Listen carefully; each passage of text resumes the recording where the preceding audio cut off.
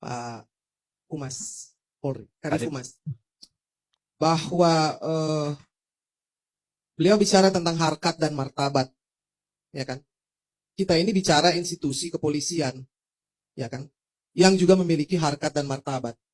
Harkat dan martabat itu bukan berarti bahwa ketika ia cemburu atau sesuatu terjadi dengan istrinya, maka dia punya hak untuk mencabut nyawa orang.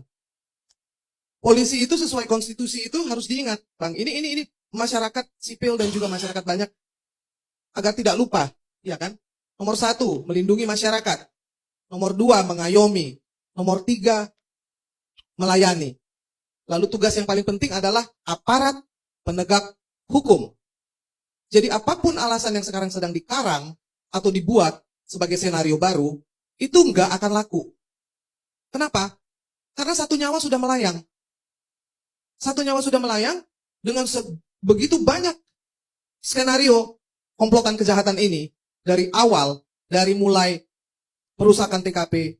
Kalau memang gagah, ada orang ganggu, bunuh aja sendiri, lalu lapor. Saya bunuh itu orang karena dia ganggu istri saya, atau apapun alasannya yang sekarang dibikin urusan orang dewasa, hanya untuk kuping orang dewasa, lalu juga masih pertanyaan besar.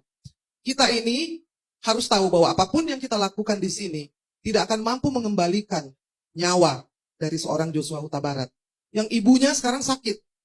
Yang ibunya tidak bisa tidur. Karena bukan hanya anaknya sudah mati, ditekan keluarganya, dihinakan, difitnah pula. Ada seorang saksi kunci yang hanya bisa menangis, tapi tidak bisa bicara.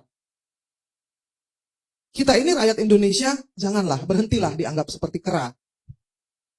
Kepolisian itu adalah aset kita, ya kan? Kejadian ini membuat kita berpikir, jangan-jangan sering sekali ada TKP-TKP yang dikarang-karang. Jangan-jangan begitu banyak penghilangan bukti, the obstructions of justice yang dilakukan yang tidak pernah ketahuan. Sekali ini ketahuan. Kalau ini diteruskan bukan main-main, Bang Karni. We are leading to the failed state. Ada 2 yang sudah kelihatan sekarang. 1, ketidakmampuan untuk melindungi yang lemah untuk mendapatkan keadilan. 2, hilangnya kepercayaan kepada pemerintah dan aparat penegak hukum. Kalau ini diteruskan, kita ini menjadi negara yang gagal apapun yang dilakukan. Jadi menurut saya, kejadian ini membuat kita harus melihat, to see behind the scene. Karena senario-senario yang lain bisa dilakukan. Tadi Ito Johnson bilang, oke, Satgas Merah Putih dibubarkan. Kita ini rakyat Indonesia tidak pernah tahu. Humas, Bapak Humas yang terhormat harusnya menjelaskan, apa itu Satgas Merah Putih? Kapan dia didirikan? Apa tujuannya? Siapa saja di dalamnya? Kenapa harus ada? Lalu kenapa dibubarkan? Apa hubungannya dengan Verdi Sambo? Jadi hal-hal seperti itu yang transparan itu tidak perlu harus diulang-ulang oleh Presiden Jokowi. Harus lagi Mahfud MD bilang lagi. Seolah-olah polisi ini tidak paham tugasnya apa. Iya kan? Ada pendidikan publik dan dukungan masyarakat yang menjadi sangat amat penting. Apapun institusi di negeri ini tidak bisa jalan tanpa ada dukungan publik atau dukungan masyarakat. Itu yang diabaikan dan dianggap remeh selama ini. Jadi, saya pikir bahwa kalau ingin terbuka, ingin transparan, diurut dari awal. Diurut dari awal, kami salahnya di sini. Ini yang melakukan Sambo, ini yang melakukan ini. Urusan pidana nanti pengadilan. Tapi yang namanya transparansi, mengedukasi publik itu nggak ada urusannya sama jaksa sama hakim, Pak. Apa Bang Karni? Iya dong. Kalau yang namanya penyidik itu tugasnya begini, tetapi dia tidak melakukannya. Orangnya ini namanya, dia dari Kasat Serse, dari Jakarta Selatan. Dia sedang kami kurung karena dia melakukan ini. Jadi rakyat jadi pandai. Kalau sekarang ini bukan hanya orang tua Joshua yang bingung, bukan hanya orang tuanya Baradae yang putus asa. Seluruh rakyat Indonesia yang sudah di titik nadir kepercayaannya, itu akan semakin berkurang dan berkurang. Jika ini tidak disadari, maka akan ada sambo-sambo yang lain.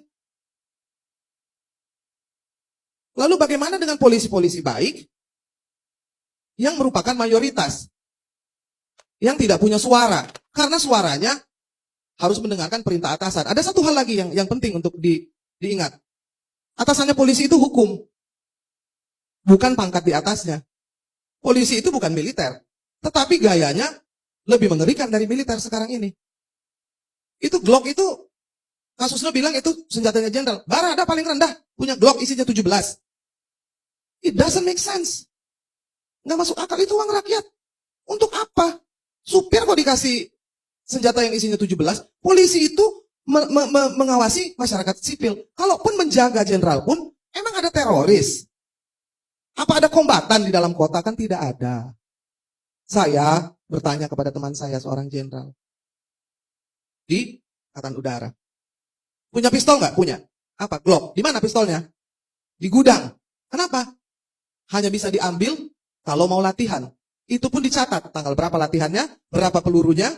Kalau dikasih 10, maka 6 bulan kemudian harus tetap 10. Apakah sistem seperti itu sudah dijalankan di kepolisian? Kami ingin tahu. Saya sebagai seorang ibu yang merasakan betapa pedihnya perasaan ibu yang kehilangan anak, kemudian difitnah, tidak boleh dibuka petinya, tidak ada lagi penjelasan. Semua yang dilakukan ini seolah-olah tidak ada rasa kemanusiaan sedikit pun. Semua tadi Bang Karni bilang judulnya kebohongan apa lagi? Kebohongan apa lagi? Kebohongan itu berlumur darah, Bang Karni. Itu yang harus diingat. Ada darah dalam kebohongan itu. Ada nyawa yang tidak bisa lagi dikembalikan.